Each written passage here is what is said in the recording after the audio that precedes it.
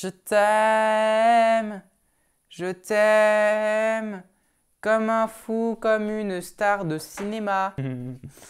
C'est faux. Parlons bien, parlons ciné, parlons nouveau concept. Un nouveau concept sur cette chaîne. D'ailleurs, j'ai pas trouvé de nom pour ce concept. Donc du coup, il s'affiche là maintenant sur l'écran. Namasté les bols tibétains. Ça fait vraiment moine bouddhiste qui va bouffer ses sushis grillés tous les vendredis soirs. Mais c'est chouette le Vietnam. C'est très très chouette le Vietnam. Vous l'avez peut-être vu sur les vidéos précédentes, mais je me suis racheté un nouveau bandana. Il est joli, n'est-ce pas? Aujourd'hui, j'ai décidé de faire un nouveau format vidéo qui va en quelque sorte révolutionner le web et ses vidéographies. Et on en parle après l'intro.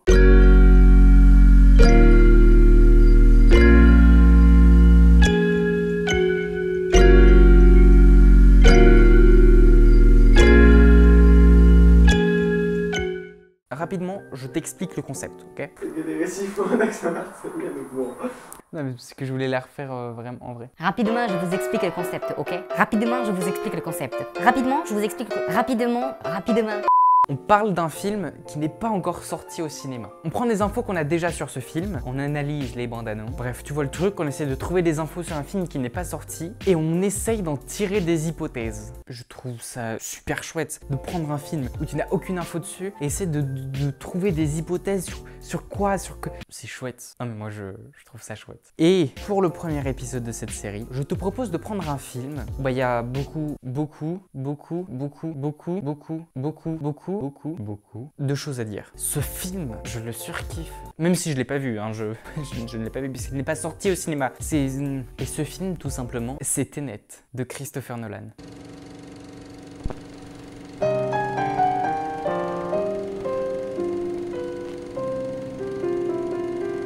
Ce film, bon déjà il est réalisé par Christopher Nolan. Ah, c'est forcément une tuerie en fait. Non, en vrai je suis mauvaise langue. Au début j'avais peur qu'il finisse par nous sortir une douille parce que quand tu fais Interstellar, Inception, Dunkerque, Memento, quand il a fait tout ça dans son passé, tu te dis à quel moment il est encore capable de sortir un film dingue. Toute sa filmographie c'est des films dingues. Alors comment il fait pour sortir encore un putain de film dingue? Ces films c'est un peu des délires, tu vois. C'est un peu beaucoup des délires. Ils sont complètement incroyables. Même le dernier album de Chantal Goya, il est pas aussi bien foutu.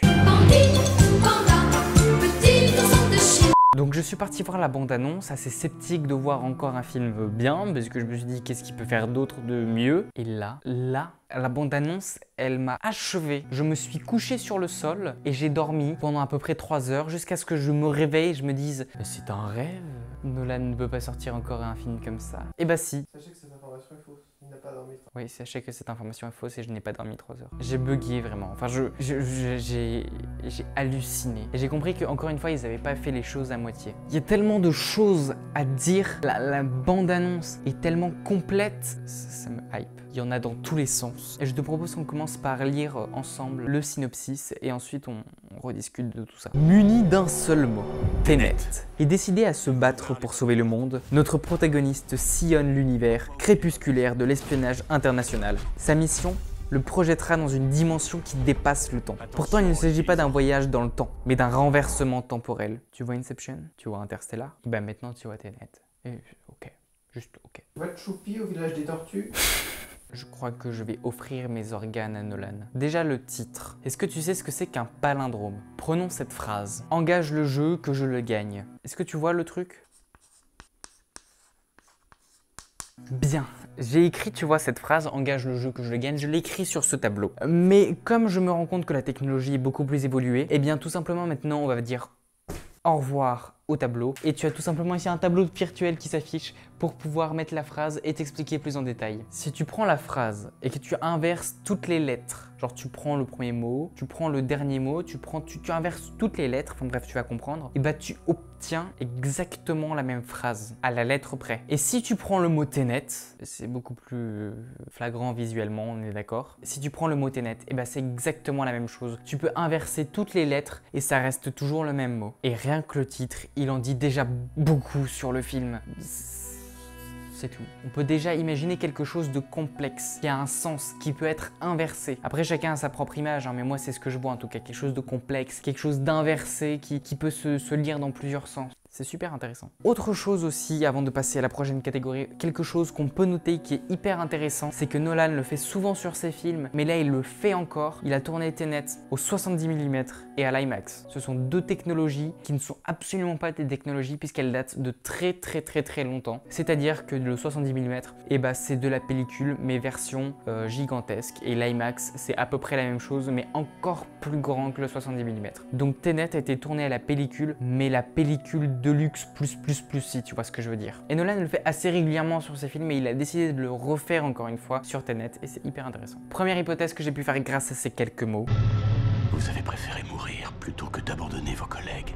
Le mec est mort. On va voir un film et le mec il est mort. C'est une hypothèse bien sûr. Peut-être qu'il n'est pas mort en réalité. Mais quand il dit ça, Bienvenue dans l'au-delà. et qu'après l'autre dit ça, Vous avez préféré mourir plutôt que d'abandonner vos collègues. et qu'on voit ça, et ça veut tout dire, Jacques. Ben oui. Mais du coup, c'est peut-être le fait qu'il soit mort qu'il a ce pouvoir-là. Je me rapproche beaucoup trop. C'est très perturbant. En plus, je suis flou. Oui. Ok, excusez-moi. Ce pouvoir, on en parle maintenant, justement. Parce que ça peut quand même être intéressant de parler de l'élément principal de la bande-annonce, et soit du film. L'inversion. Attends, tu la sens venir là? La photocopie du livre d'histoire que le prof a fait illégalement pour donner à l'ensemble de la classe? Oui! Inception, inversion, Inception, inversion. Je trouve que la ressemblance est assez flagrante. Nolan aurait-il fait une infâme copie de son ancien film Inception? Grand débat dans le petit village de Cogny, dans le Rhône-Alpes. Voici le grand titre que le jeune Romain Bourlet met sur son site internet YouTube, dans lequel il upload ses vidéos comme disent les jeunes. Cela fait maintenant plusieurs mois que ce jeune youtubeur poste des vidéos sur la toile. Et non. Non, ça n'a rien à voir en fait, non. Ça n'a rien à voir. Tristesse et désespoir auprès de sa communauté. Il nous parle d'une certaine inversion au final. Je sais pas vraiment ce que c'est, mais justement on va en parler. Voyage temporel? Non. Inversion. Des actes du futur qui pourraient se passer dans le présent, mais à l'envers, genre en arrière. Genre ça donnerait ça. Je sais pas si c'est du génie ou du délire beaucoup trop évolué, mais c'est fou. En fait, je sais pas quoi vraiment en penser. La première fois que j'ai fait ce genre d'effet d'inverser une vidéo, c'est quand j'avais 8 ans sur ma DS.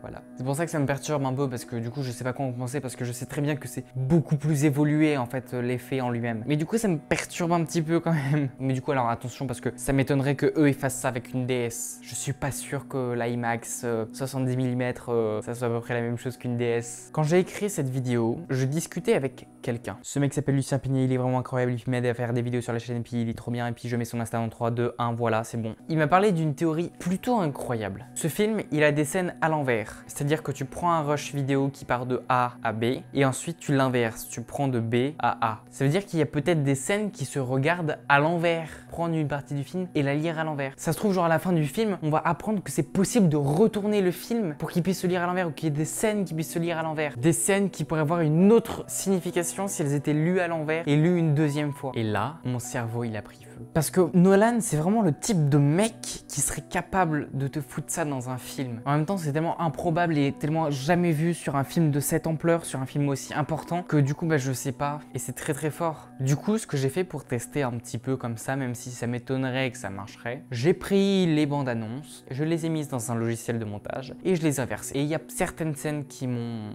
interpellé. Sur mon texte, il y a vraiment marqué « Faire un schéma et ne pas perdre la tête ». Cette scène, c'est au moment où il tire une balle, justement, dans le film, on le voit tirer une balle à l'envers, genre il reçoit la balle. Pause dans la vidéo, voilà, je fais juste une petite pause pour te dire que, en fait, l'extrait qui va suivre, enfin, ce que j'essaye de t'expliquer dans la séquence qui va suivre de cette vidéo, et en fait, je n'ai même pas compris ce que je disais moi, parce que c'est complètement incompréhensible et parce que ce film est très complexe. Donc si tu as envie de me voir galérer parler, et tu peux regarder cet extrait, mais si tu n'as pas envie de me voir galérer, que tu t'en fous royalement, je te mets un timecode, tu peux y aller, et puis comme ça tu loupes cet extrait qui est complètement incompréhensible. Voilà, bonne journée. Allez, bisous. Le souci, c'est que cette action est découpée en 3 actions différentes. Si on regarde la bande-annonce, comme quelqu'un la regarderait sur YouTube en règle générale, donc à l'endroit, on a 3 actions. La première, c'est la balle qui part de la pierre pour arriver jusqu'à l'arme. L'action 1. L'action 2, c'est le protagoniste qui tire la balle, qui est logique du coup puisque c'est inversé. Et la partie 3, c'est la douille qui sort de l'arme et qui part dans la caisse à côté. Voilà, quand tu lis ces 3 actions, tu comprends que c'est à l'envers.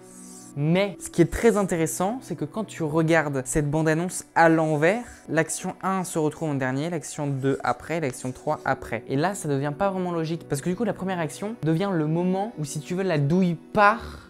Même moi, je me comprends pas. Et la première action devient le moment où la douille part, la deuxième devient le moment où il tire la balle, et la troisième devient le moment, et la troisième action devient le moment où la balle atterrit dans la pierre. Mais du coup, ça veut dire que chaque moment est inversé par rapport au sens réel.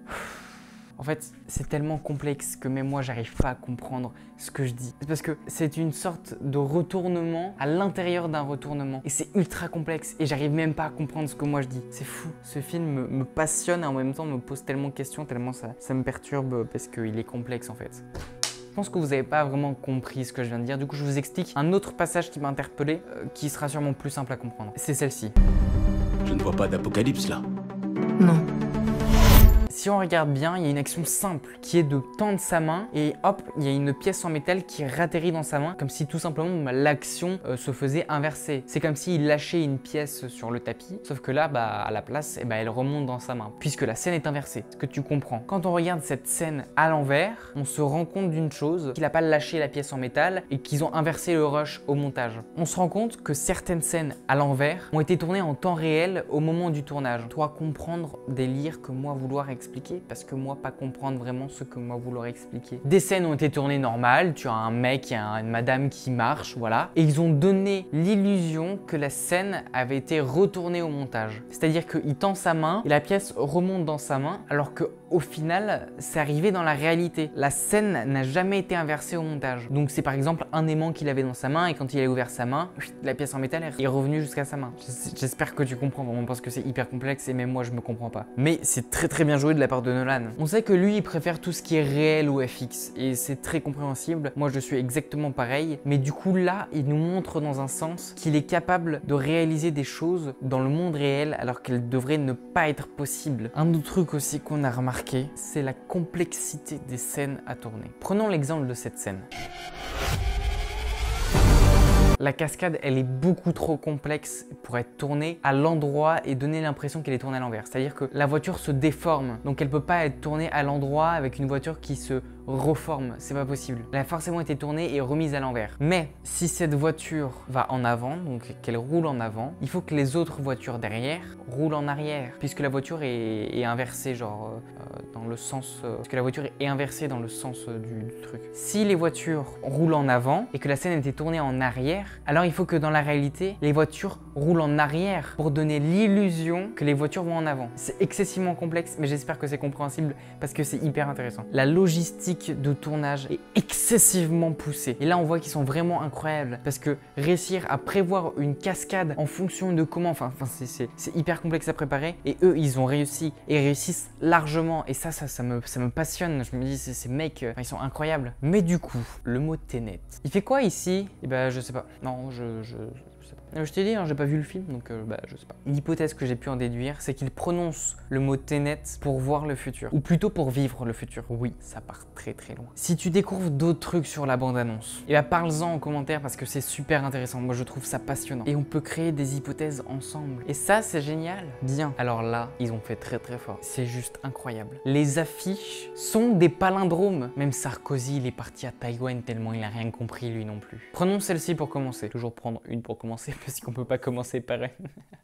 Commencer, c'est fou ça. Pour commencer, on a une composition en forme d'étoile, un truc assez sympa, comme ça, voilà, enfin bref, tu vois le délire. Le centre de l'affiche, il a des couleurs avec des tons plutôt chauds, et les bords de l'affiche ont des couleurs avec un ton plutôt froid. L'image est coupée en deux, et au centre de l'affiche, il y a marqué Tenet, le nom du film finalement. Heureusement d'ailleurs en fait. Bonjour, je m'appelle Kevin et j'ai fait un film, il a pas de nom, donc j'ai pas mis le nom sur l'affiche, il n'y a pas de nom. Bref, si on regarde bien, le palindrome il est simple. On prend l'affiche, on la retourne, et on voit la même chose. Et d'ailleurs, tu remarqueras que là seulement elle est à l'endroit et que depuis le début, en fait, l'affiche est déjà à l'envers. Ou presque. Effectivement, c'est un palindrome presque parfait. Si on oublie les informations de type réalisateur, patati patata, si on enlève tout ça, on voit deux significations. La première image, on voit un homme de face, droit, qui se tient droit, qui marche en avant avec une arme dans la main. Ce côté-là de la personne représente entre guillemets la vie. Ouais, bon, à part ça. Si on on retourne l'affiche, on a maintenant un homme qui est de dos avec un masque sur le visage. Non, je parle pas de ces masques, je parle plutôt de cela. Donc ça représente peut-être la mort ou l'au-delà, parce qu'ils en parlent un moment dans la bande-annonce de l'au-delà. C'est très intéressant, non? On pourrait dire encore énormément de choses sur l'affiche, sur tout ça, mais j'essaye de faire assez compact. Du coup, je te propose qu'on passe à la deuxième affiche, parce qu'il y a une deuxième affiche qui est aussi poussée en termes de palindrome. Sur celle-ci, l'élément principal, c'est un sablier. Maintenant, on sait que Nolan, il veut clairement nous parler du temps. Là, c'est imagé. Donc, vraiment, il nous le pousse,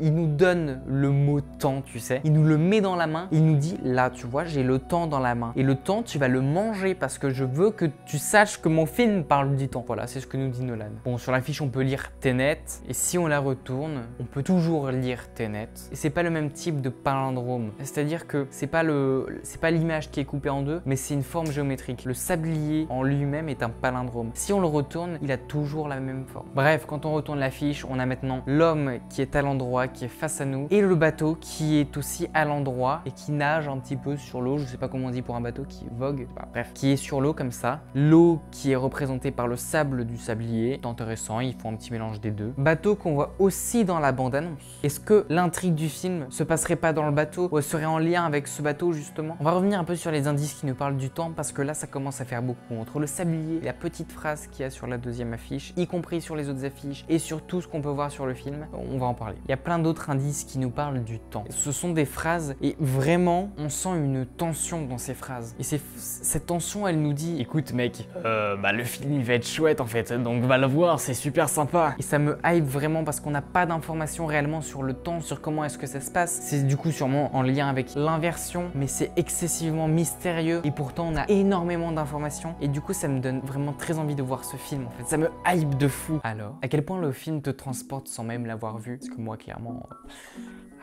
je suis là-haut. Très là-haut. Moi, il m'emporte déjà à Gotham. Tu le vois le délire ou pas? Je suis vraiment intrigué par ce que nous propose Nolan encore une fois. Parce que Nolan, il est vraiment fort pour nous proposer des trucs fous. Et bah là, il le fait encore quoi. Et ça me... Voilà. Si t'as d'autres informations sur le film, dis-le dans les commentaires. On peut en parler parce que c'est passionnant. C'est hyper intéressant. Et j'ai très envie de pouvoir développer encore ce que j'ai dit. Et de développer encore des idées que j'aurais pas vues, que vous avez peut-être vues. Si t'as aimé cette vidéo, tu peux mettre un petit like. Parce que c'est gratuit. Parce que ça te coûte rien. Puis si t'as envie de voir les autres vidéos que je fais en général sur cette chaîne, tu peux t'abonner, comme ça tu vois régulièrement et puis tu peux mettre la cloche aussi parce que c'est chouette, parce que ça soutient la chaîne et parce que ça me fait plaisir. Puis moi je te souhaite une bonne journée. Tchuss.